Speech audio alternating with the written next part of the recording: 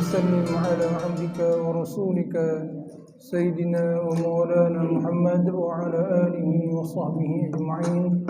رب اشرح لي صدري ويسر لي أمري واحلل عقدة من لساني يفقهوا قولي. ولا حول ولا قوة إلا بالله العلي العظيم. Bapak jemaah Masjid Sa'adah yang dimuliakan Allah, alhamdulillah kita dapat berkumpul kembali di majlis yang mulia ini. Marilah sama-sama kita meniatkan untuk beriktikaf selama kita berada di masjid ini, sambil kita memohon kepada Allah Subhanahu wa taala dari majlis ilmu ini Allah kucurkan kepada kita hidayahnya, rahmatnya, berkahnya, ampunannya. Semoga Allah kabulkan semua hajat dan Allah mudahkan urusan kita. Mari sama-sama kita ikhlaskan kepada Allah Subhanahu wa taala. Untuk semua itu kita membaca Al-Fatihah. A'udzubillahi minasyaitonir rajim. Bismillahirrahmanirrahim. Alhamdulillahirabbil alamin. Arrahmanir rahim. Maliki yaumiddin. Iyyaka na'budu wa iyyaka nasta'in. Ihdinas siratal mustaqim. Siratal ladzina an'amta 'alaihim ghairil maghdubi 'alaihim waladdallin. Bapak sekalian, minggu yang lalu kita memahami makna dari syahadatul Rasul wa asyhadu anna Muhammadar Rasulullah.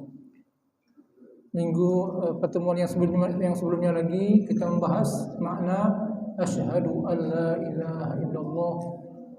Inti dari semua itu adalah apa yang kita baca dalam tasyahud kita. Jangan sampai ketika kita baca dalam sholat adalah bacaan-bacaan hanya di lisan saja tanpa kita pahami maksudnya, tanpa kita sadari dengan hati kita, dan tanpa kesadaran untuk mengamalkan apa yang kita saksikan tersebut. Untuk sedikit mengingat apa yang kita pelajari pada minggu yang lalu tentang syahadatul Rasul, bahwa wa asyhadu anna Muhammadar Rasulullah, wa asyhadu anna Muhammadar Rasulullah. Jangan wa asyhadu anna Muhammad Rasulullah, salah itu. Wa asyhadu anna Muhammadar Rasulullah. Muhammadar Rasulullah. Jadi anna Muhammadan. Jadi anna Muhammadan itu Muhammadan ismu dari inna, anna. Rasulullah itu adalah khabarnya.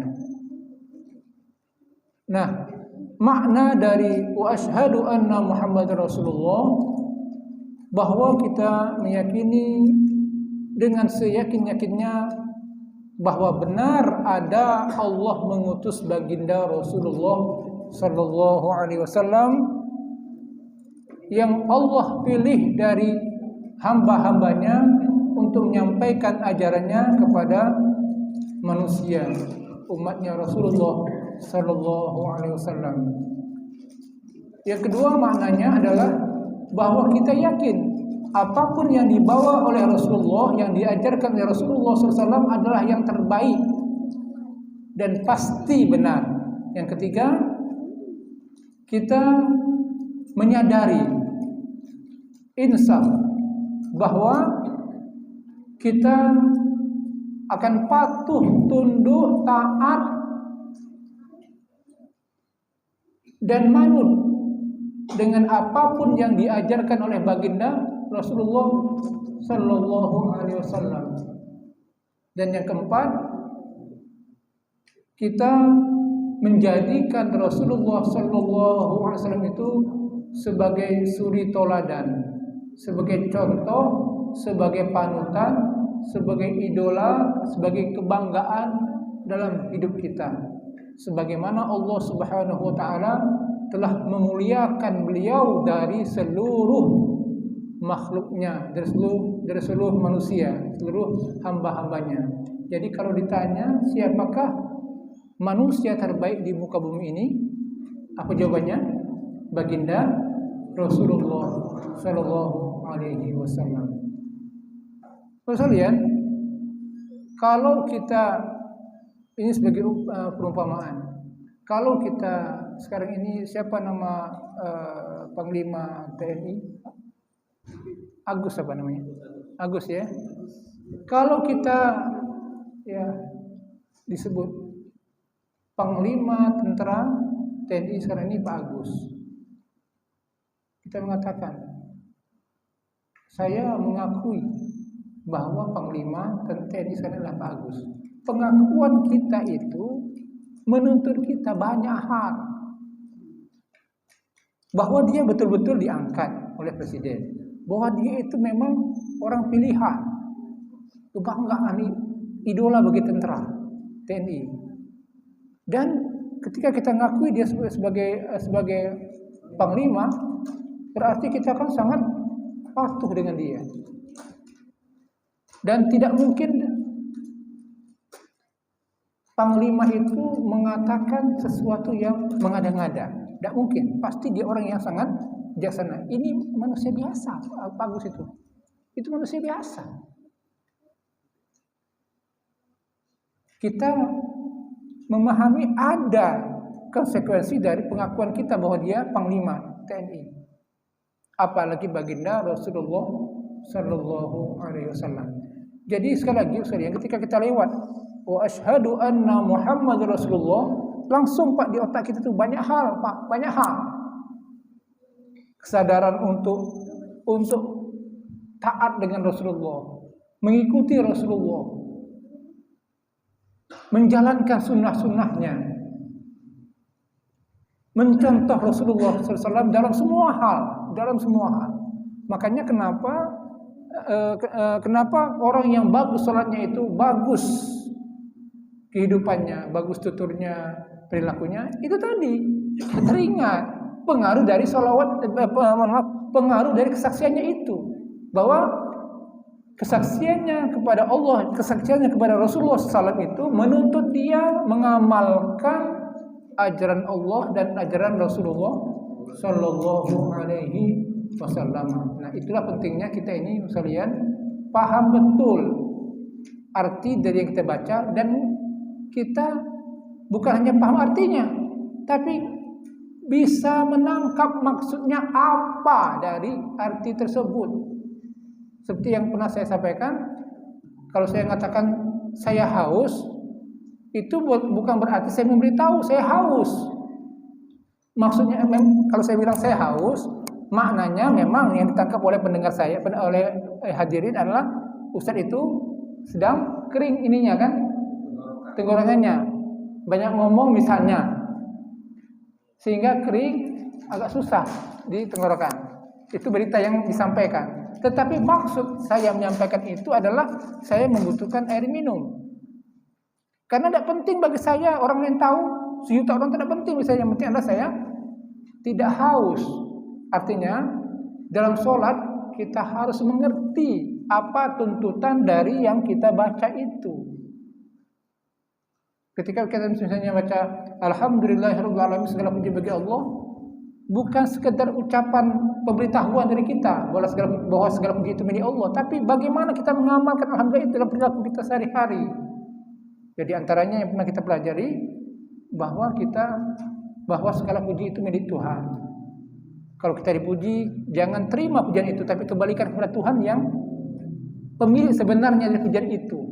Dia yang paling layak untuk dipuji.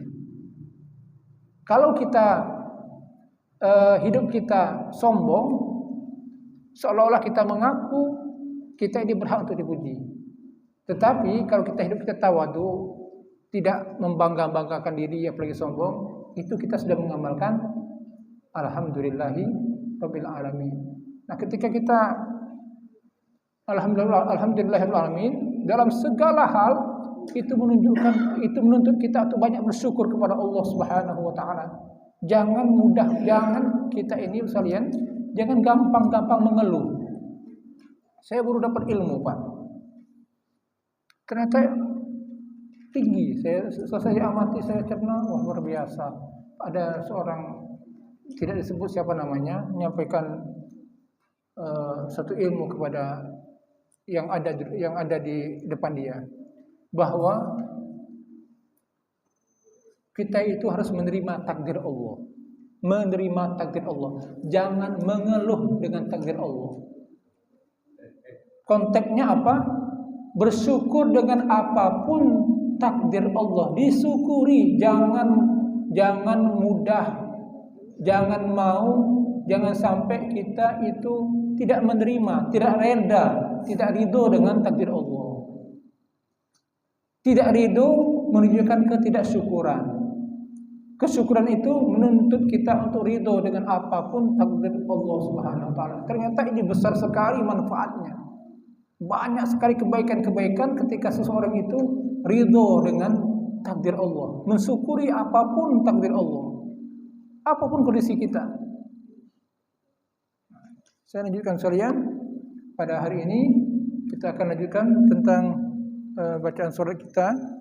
Setelah tasyahud apa Pak bacaannya? Baca apa kita? Kita kan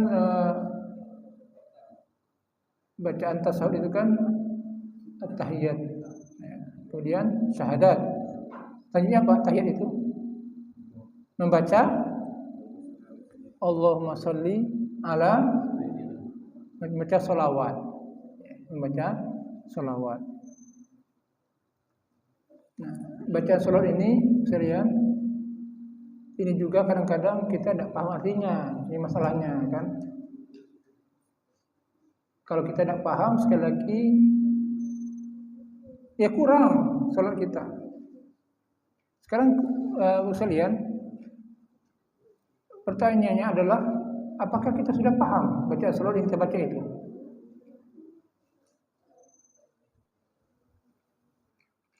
Paham Pak? Belum Pak ya. Ya bagi kita orang Indonesia Pak ya, tidak paham itu memang tidak aneh Pak ya. Tapi walaupun tidak aneh, kita yang rugi Pak. Itu.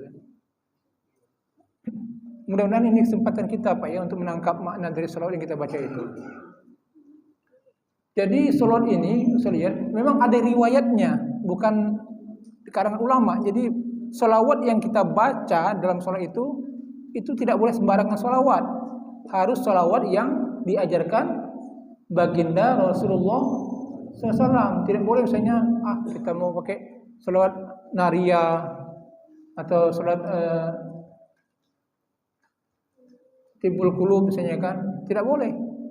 Harus yang diajarkan Rasulullah SAW. Kalau itu sholawatnya dibaca dalam sholat, tapi di luar sholat ya terserah kita.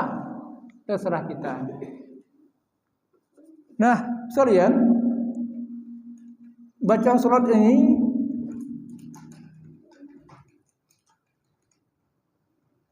kalau dalam hadis ini saya mohon maaf sekalian, saya akan menyampaikan sholawat yang baku sesuai dengan standar hadis.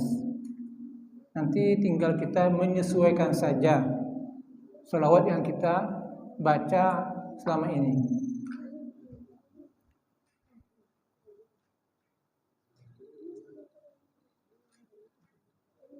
Sebelum kita mulai sekalian tentang sholawat, sebenarnya sholawat itu gunanya untuk apa?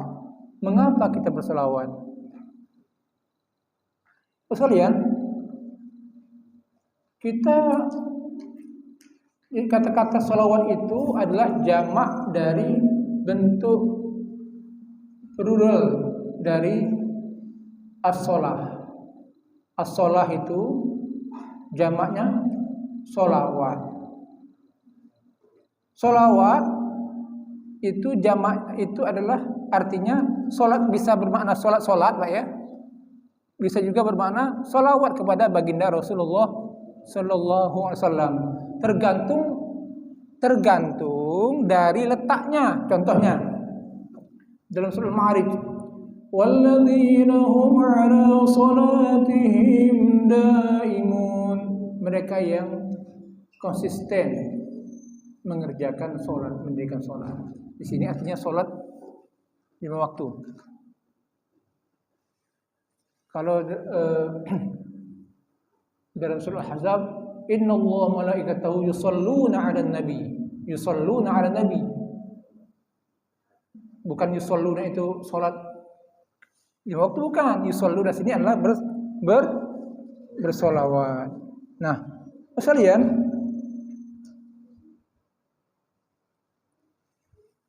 kenapa kita bersolawat kepada baginda Rasulullah? Karena diperintahkan oleh Allah. Innallaha malaikatahu yusholluna 'alan nabi. Sesungguhnya Allah dan para malaikat yusholluna 'alan nabi, berselawat kepada Nabi Muhammad sallallahu alaihi wasallam. Ya ayyuhalladzina amanu, wahai orang yang beriman, sallu alaihi wa sallimu taslima. Berselawatlah dan sampaikanlah salam kepada Muhammad sallallahu alaihi wasallam. Jadi kita berselawat atas perintah Allah. Nah, Bapak lihat, selawat yang kita baca selain itu merupakan perintah dari Allah, adalah bentuk balas budi kita, terima kasih kita kepada baginda Rasulullah. Kita lebih bisa Pak nak ngasih hadiah kepada Rasulullah. Sekarang Pak, kita punya anak Pak, ya. Anak kita berhasil jadi manajer, jadi dirut. Kira-kira apakah anaknya tidak akan memberikan hadiah kepada orang tuanya? Pasti dia akan memberikan sesuatu hadiah kepada orang tuanya, apapun itu. Naik haji, kayak mobil, kayak rumah, kayak kecil bagi dia, karena dia berhasil kan. Itu orang tua itu Pak, kebaikannya memang besar bagi anak. Tetapi kebaikan orang tua kepada anaknya itu tidak seberapa besarnya dibandingkan kebaikan Rasulullah SAW kepada umatnya. Lantaran Rasulullah maka kita tahu tentang kebajikan, kita tahu tentang amal soleh, kita mengerti tentang ajaran agama. Yang dengan kita mengerti ajaran agama, kita bisa selamat dunia dan di akhirat. Itu jasa yang tidak bisa dinilai, Pak. Sangat luar biasa, menyelamatkan kita di dunia dan di akhirat. Nah, Rasulullah tidak bisa kita berikan apapun. Beliau sudah meninggal dunia. Tidak bisa berikan hadiah. Yang bisa kita berikan sebagai bukti terima kasih kita, rasa syukur kita kepada baginda Rasulullah adalah dengan cara bersolawat. Makanya Pak, Rasulullah mengajarkan orang yang paling kikir itu nama beliau disebut tidak bersolawat kepada beliau. Dikatakan kikir maksudnya apa? Ini orang yang sedikit sekali kesadaran dia untuk berbalas budi. Semula Pak ya, anak kita kayo-rayo Pak, bapaknya udah diberikan baju. Apa yang dikatakan orang kepada anak itu? Ini anak kikir. Duit dia bermiliar-miliar, bapaknya, emaknya hidupnya susah. Tandanya anak yang kikir. Nah, demikian juga Rasulullah sudah sangat berjasa kepada umatnya, tapi ketika nama beliau disebut tidak ada rasa untuk berterima kasih kepada beliau. Maka dalam agama dikatakan ini orang yang kikir, yang pelit. Artinya sedikit sekali kebaikannya, sedikit sekali kesadaran dia untuk berbuat kebaikan atau kesadaran agama dia sangat minim sekali. Nah, sekalian, salawat itu bukan berarti Rasulullah itu membutuhkan. Bukan Rasulullah yang membutuhkan, tetapi adalah kebutuhan kita untuk bersolawat. Kenapa? Ketika kita bersolawat kepada Rasulullah, mendoakan Rasulullah, itu di waktu yang sama sesungguhnya kita bersolawat untuk diri kita sendiri. Karena doa yang kita panjatkan kepada orang lain apalagi kepada baginda Rasulullah, maka doa itu akan kembali kepada kita. Kita akan didoakan oleh para malaikat untuk mendapatkan seperti yang kita doa, seperti Rasulullah yang kita doakan itu. Jadi ketika semakin banyak kita bersalawat, berarti semakin banyak kita bersalawat untuk diri kita sendiri. Artinya kebaikan dari salawat itu akan kembali kepada diri kita sendiri. Nah, selanjutnya sekalian, innallaha malaikatahu yusholluna 'alan nabi. Sesungguhnya Allah bersalawat kepada Nabi. Apa makna salawat Allah kepada Rasulullah? Innallaha malaikatahu. Para malaikat pun bersalawat kepada Nabi Muhammad. Apa maknanya? Makna salawat malaikat. Ya ayyuhalladzina amanu sallu alaihi wasallimu taslima. Kita diajarkan untuk bersalawat kepada Rasulullah. Apa makna salawat kita? Nah, ini beda-beda Pak ya. Salawat Allah kepada baginda Rasulullah artinya kita memohon kepada Allah. Salawat Allah kepada baginda Rasulullah maknanya adalah bahwa Allah mengucurkan rahmatnya kepada Muhammad sallallahu alaihi wasallam. Innallaha malaikatahu yusholluna 'alan nabi. Kalau malaikat bersalawat, itu artinya para malaikat mendoakan ampunan kepada baginda Rasulullah sallallahu alaihi wasallam. Nah, kalau kita bersalawat kepada baginda Rasulullah, kita memohon kepada Allah supaya Allah mengucurkan anugerahnya, segala anugerahnya kepada beliau. Bisa selalu ditinggikan derajat kedudukan beliau. Bisa bermakna Allah selalu mengucurkan rahmatnya, berkahnya kepada beliau.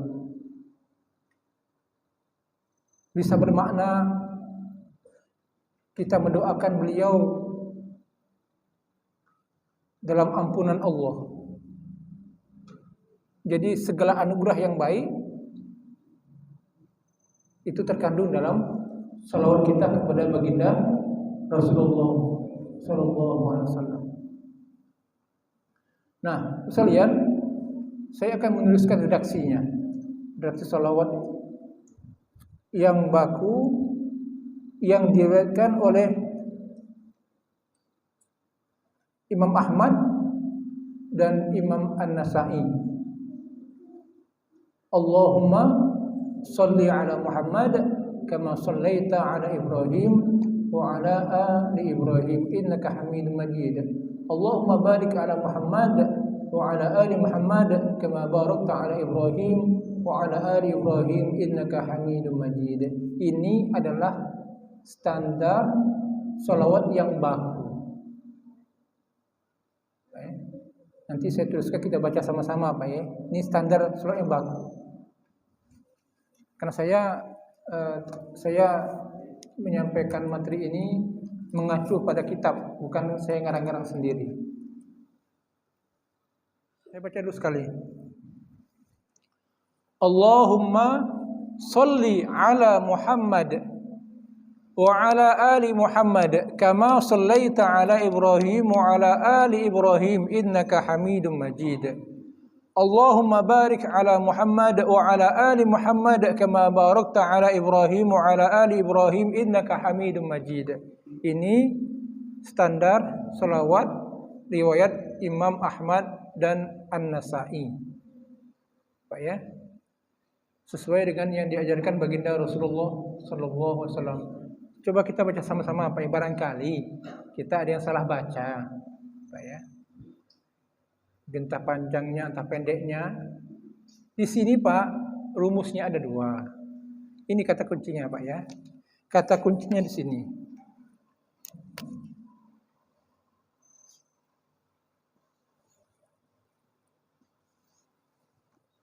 Nah ini Pak.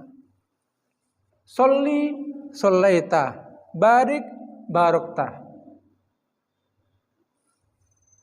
Dan di sini ada pengulangan, innaka Hamidum Majid, innaka Hamidum Majid. Jadi yang pertama itu apa Pak? Sholli, terus sholaita, kemudian barik, barokta. Sholli,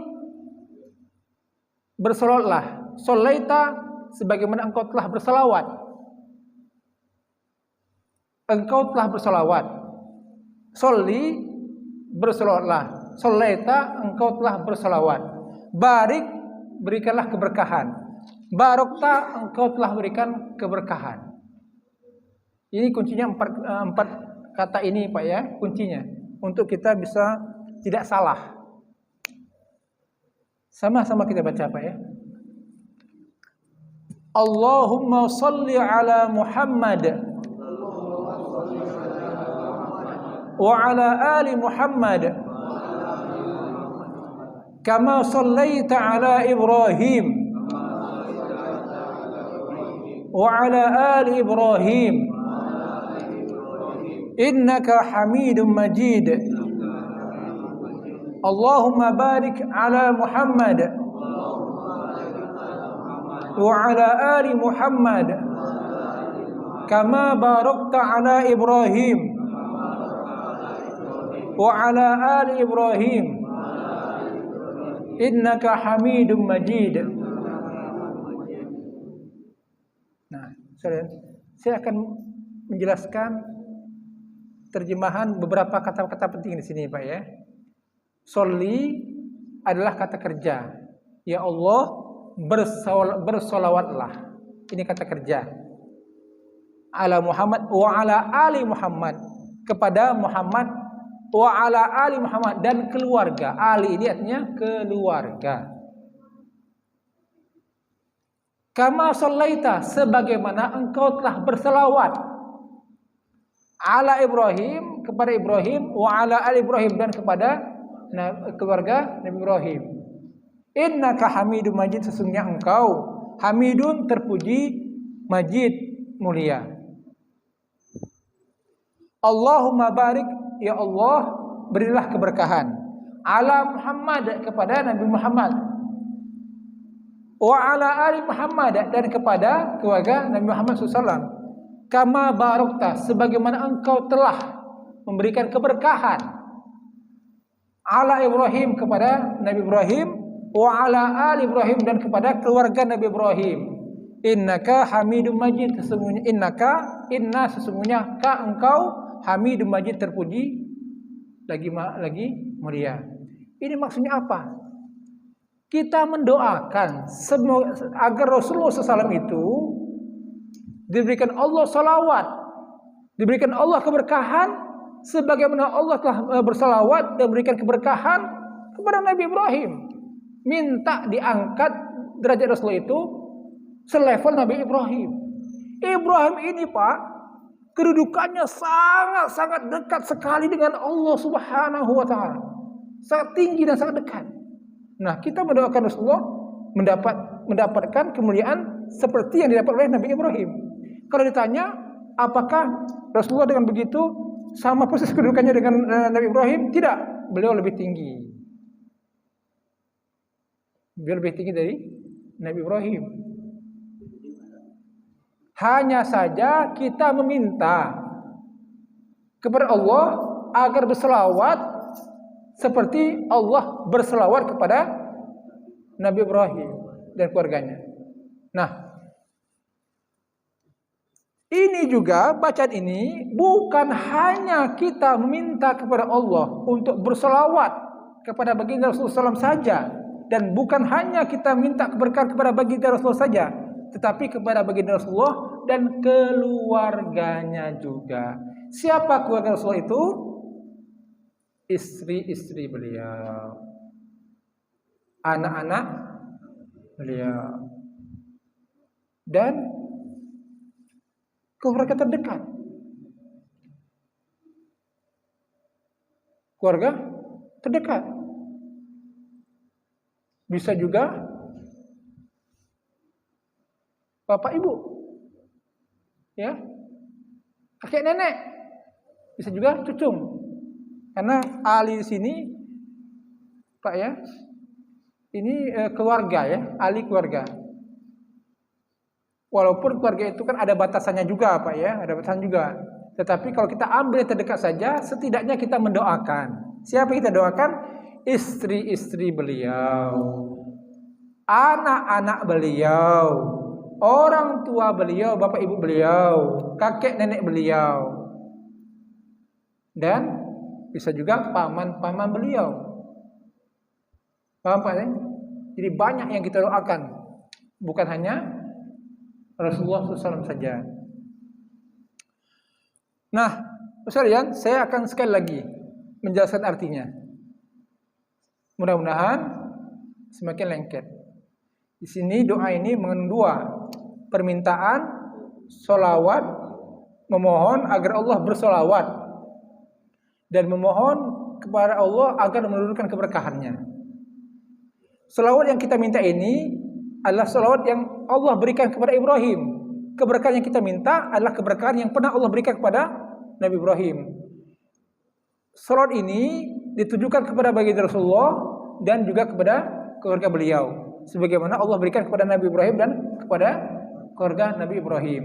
Nah, setiap doa, setelah kita minta sholawat, ujungnya kita memuji Allah. Sesungguhnya Engkau terpuji lagi maha mulia. Setelah kita minta keberkahan agar diturunkan kepada baginda Rasulullah dan keluarganya, kita tutup juga dengan innaka hamidum majid. Sesungguhnya Engkau terpuji lagi mulia, terpuji lagi mulia. Ini mengajarkan kita apa ya? Bahwa ketika kita menutup doa kita dengan menyebutkan ini kan Asmaul Husna, bagian dari Asmaul Husna Pak ya, menunjukkan bahwa Allah itu sangat senang ketika kita memohon menyebutkan Asmaul Husna yang sejalan dengan permintaan kita. Nah, kenapa kok Hamid terpuji? Kenapa mulia? Karena Allah itu adalah yang maha mulia. Rasulullah ini dan Ibrahim adalah manusia yang mulia. Saya ulangi Pak ya. Hamid terpuji, Majid mulia. Terpuji bahwa bagi Rasulullah dan Nabi Ibrahim itu orang-orang yang pilihan, terpuji. Sementara Allah itu adalah zat yang maha terpuji. Kita pengen beliau ini, Rasulullah dan Nabi Ibrahim ini, mendapatkan makom yang terpuji, dan Allah adalah yang maha terpuji.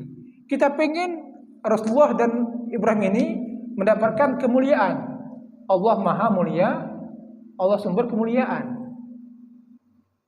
Nah, itu sekalian. Allahumma shalli ala Muhammad. Wahai Allah, duhai Allah, bersalawatlah ala Muhammad, kepada Nabi Muhammad sallallahu alaihi wasallam, wa ala ali Muhammad, dan kepada keluarga Nabi Muhammad. Kama shallaita, sebagaimana engkau telah bersalawat, ala Ibrahim wa ala ali Ibrahim, kepada Nabi Ibrahim dan kepada keluarga Nabi Ibrahim. Inna sesungguhnya engkau ya Allah, Hamidum Majid, maha terpuji lagi maha mulia. Allahumma barik, ya Allah berikanlah keberkahan, ala Muhammad wa ala ali Muhammad, kepada Nabi Muhammad dan keluarga Nabi Muhammad. Kama barakta, sebagaimana engkau telah memberikan keberkahan, ala Ibrahim, kepada Nabi Ibrahim, wa ala ali Ibrahim, dan kepada keluarga Nabi Ibrahim. Innaka Hamidum Majid, sesungguhnya engkau maha terpuji lagi maha mulia. Ya. Waktu kita kan habis ya. Kita bersolawat itu kan itu tasawuf akhir. Ya. Jadi apa namanya? Ini tasawuf awal dan akhir Pak ya? Ya, awal dan akhir. Kita kan kadang sering memakai Sayyidina. Apa beda memakai Sayyidina dengan tanpa memakai Sayyidina? Itu yang pertama Ustaz. Yang kedua itu bersolawat kamu pada hari sholat malam yang mulai di sholat malam tahajud, perbanyaklah kamu sholat dan sholat Jumat, perbanyaklah kamu bersolawat Nabi. Maksud dan tujuan itu apa dia maksudkan? Kita bersolawat, pakai Sayyidina dan tidak memakai Sayyidina tuh. Kalau aku pakai beda ya Ustaz. Itu kan di sini Ustaz kan tanpa memakai Sayyidina. Pengertiannya tuh apa beda? Bedanya tuh, beda Sayyidina tanpa Sayyidina. Begini Pak ya, begini Pak ya. Kenapa kok ada yang pakai Sayyidina, ada yang tidak? Nah, yang tidak pakai Sayyidina itu adalah hadisnya. Hadisnya tidak menyebutkan Sayyidina Pak ya. Kita kalau buka hadis tentang salawat ini tidak ada yang menyebutkan Sayyidina. Ini hadisnya yang bersumber dari Rasulullah langsung. Terus kok ada Sayyidina? Adanya Sayyidina itu adalah penambahan dari selain Rasulullah. Kenapa kok menyebut Sayyidina? Untuk menunjukkan kemuliaan dan pujian kepada Rasulullah SAW. Saya ulangin Pak ya. Tidak ada Sayyidina sini karena ini adalah teks hadis langsung dari Rasulullah. Asalnya memang ada katiknya. Terus kalau ada Sayyidina, macam mana itu? Adanya Sayyidina di sini itu adalah penambahan yang diajarkan ulama kita. Kenapa demikian? Karena mereka merasa tidak patut menyebut Nabi Muhammad tanpa ada menyebut Sayyidina. Kayak kita tidak mungkin, mohon maaf ya, nyebut guru. Agus, dia ustaz. Agus, Pak, mohon maaf ya. Tidak boleh Pak kita Pak. Tidak etika Pak. Tidak etik Pak. Walaupun dia muda jangan nyebut nama Pak. Kita buat ustaz, tuan guru. Begitu. Nah, makanya ulama tidak apa Pak? Tidak kolu. Nyebut nama Muhammad SAW tanpa ada Sayyidina. Jadi boleh dipakai, aku boleh tidak? Aku boleh Sayyidina. Kalau menurut saya boleh seperti ini sesuai dengan hadis Rasulullah, boleh pakai Sayyidina. Diajarkan oleh ulama. Tidak kata hadisnya ini. Ya. Yang hadis Rasulullah yang gini. Nah, kenapa boleh pakai Sayyidina? Karena tidak mengurangin makna dari hadis ini, tidak mengurangin dan menambah penghormatan. Ya. Kalau sekiranya ada Sayyidina bid'ah. Jangan memudahkan segala. Kenapa bid'ah itu Pak ya? Kalau kita rubah redaksinya, tidak pakai misalnya gini Pak ya, misalnya ini kan standar sholawat dalam sholat. Bid'ah itu kalau sholawatnya bukan kayak ini Pak. Sholawatnya kan banyak bentuk sholawat itu Pak ya. Banyak. Karena sholawat itu Pak ya, selain di sholat, orang boleh ngarang sholawat. Boleh ngarang sholawat sesuka hatinya. Apa misalnya ada orang ada sholat naria, sholat tibul qulub, ada macam-macam. Tibul qulub itu boleh baca doa. Doa bisa itu bisa doa juga, itu bisa doa. Maksud saya adalah saya mengarang sendiri. Allahumma sholli wa sallim ala Muhammad sholatan tuyassiru kulla umuri birahmatika ya arhamar rahimin. Boleh Pak, tapi jangan dipakai untuk sholat. Karena sholat ini standarnya. Setelah sholat.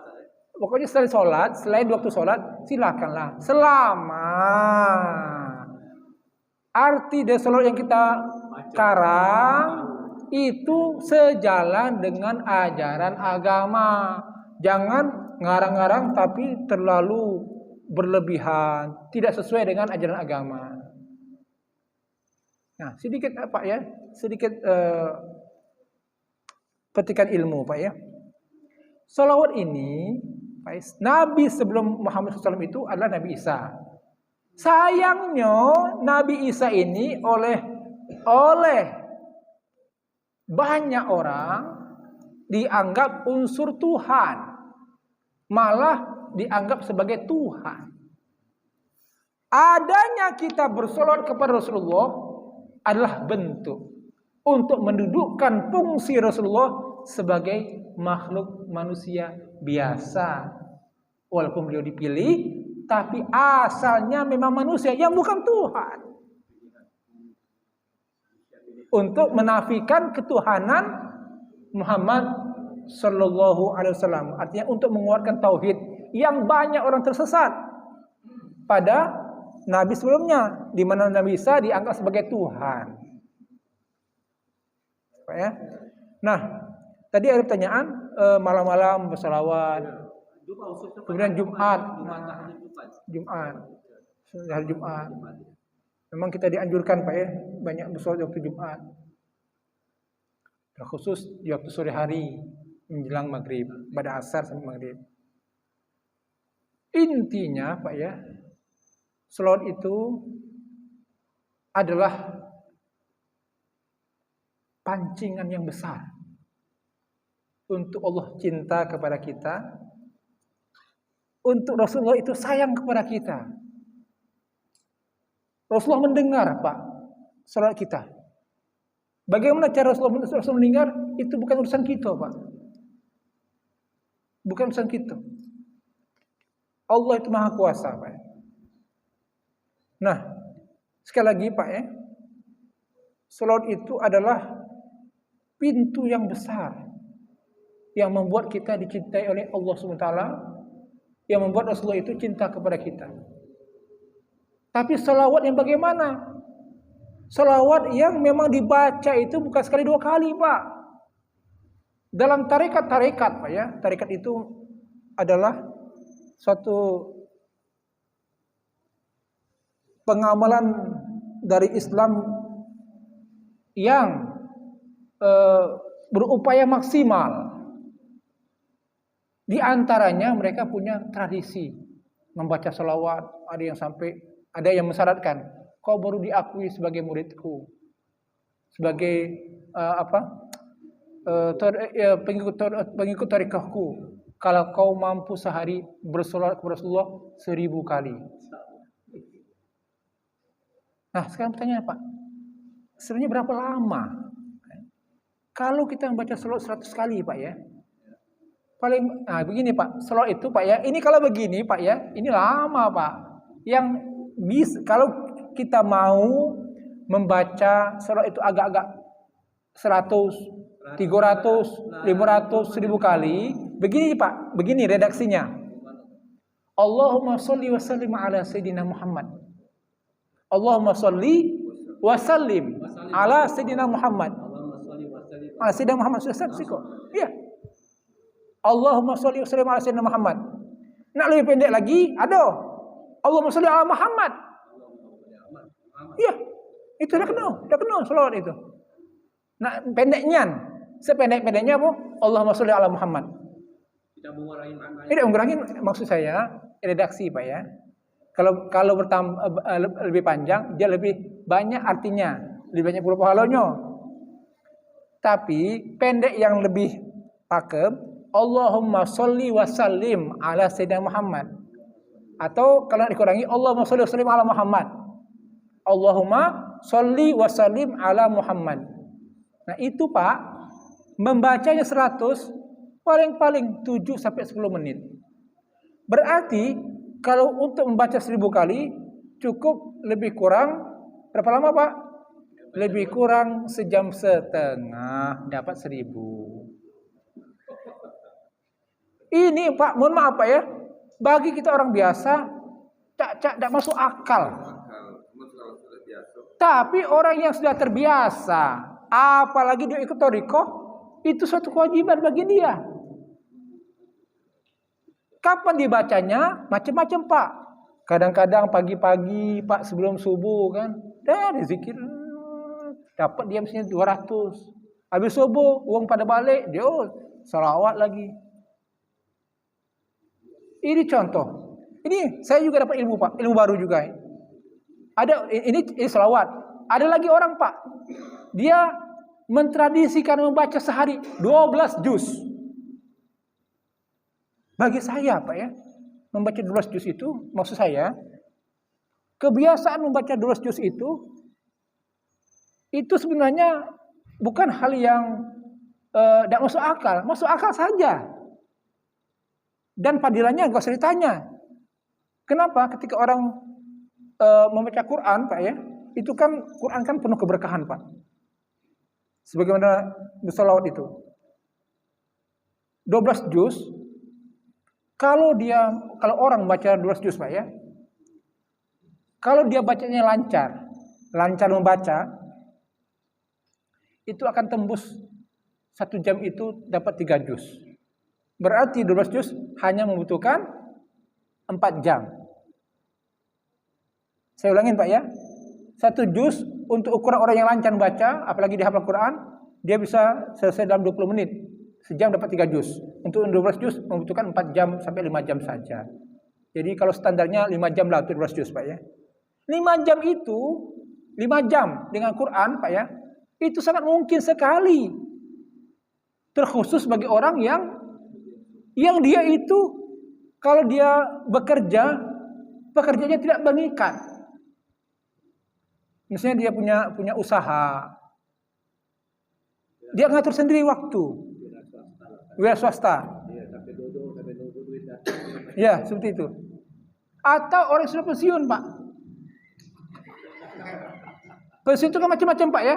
Ada yang mungkin pensiun 48, pensiun 53, 55, 58, 60. Nah, mohon maaf Pak ya, mohon maaf Pak. Ini kalau saya memberikan saran, mengingatkan Pak ya. Bagi kita Pak ya, yang hidup, diberikan Allah hidup. Setelah di masa kita pensiun, itu sebenarnya kesempatan dari Allah Subhanahu wa taala untuk memperbanyak ibadah. Untuk memperbanyak ibadah, bukan memperbanyak dengan hal-hal yang biasa saja. Tidak Pak. Tidak Pak, sekali lagi Pak ya. Sekali lagi Pak. Jadi orang yang pensiun itu Pak punya waktu yang banyak, bisa dihabiskannya untuk sholat, istighfar, mengaji, berselawat, sepuas-puasnya. Itu adalah kesadaran diri, Pak. Keinsafan diri. Orang yang tidak insaf, tidak mengerti kesempatan, lewat baik. Ini perlu saya terangkan, Pak. Kenapa, Pak? Kenapa? Kita ini sudah tua, Pak ya. 40 ke atas, Pak ya. Kita tidak bisa lagi mengalami masa muda, Pak. Masa remaja. Dah lewat, Pak. Dah lewat. Ini kesempatan. Hayataka qabla mautik. Manfaatkan hidupmu sebelum matimu. Nah, itulah Pak ya. Semoga bermanfaat kepada kita semuanya. Nah, dan sedikit Pak. Usahakan memang Pak, kalau menurut saya Pak, untuk standar kita biasa.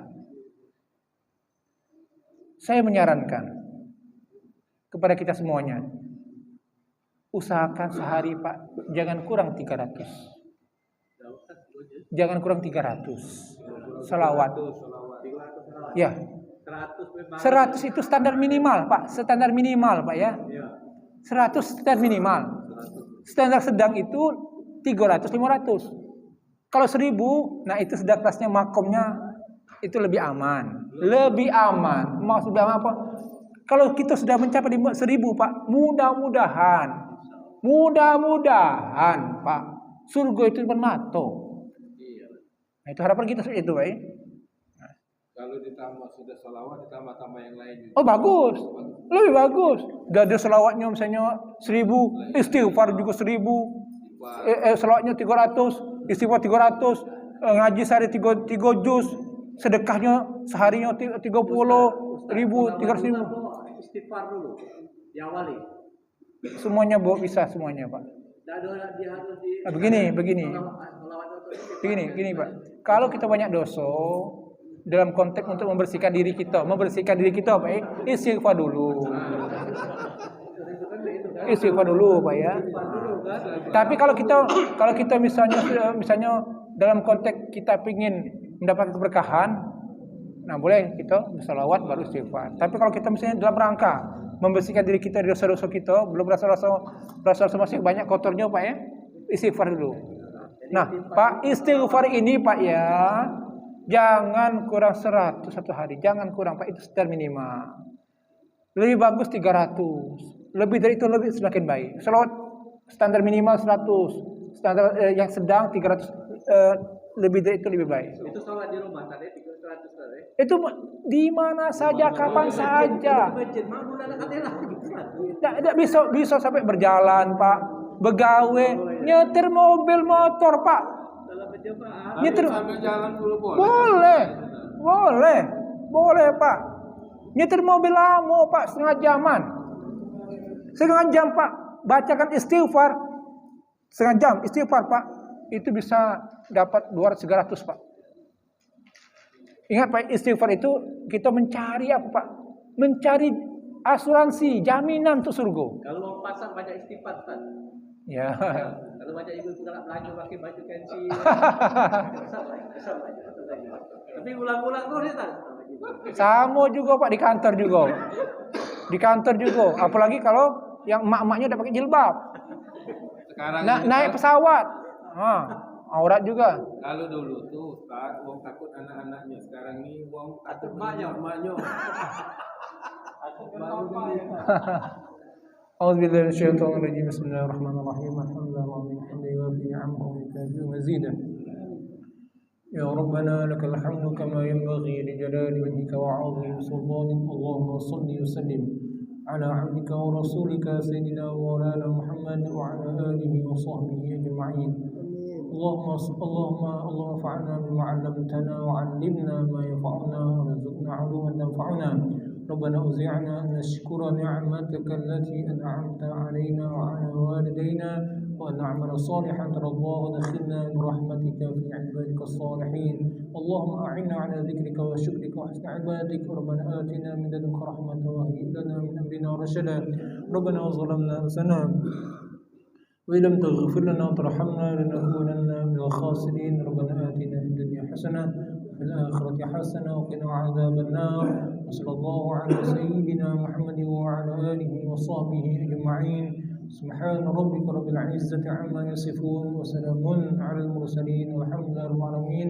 Kita tutup dengan majlis subhanakallahumma wa bihamdika nashhadu an la ilaha illa anta nastaghfiruka wa natubu ilaik.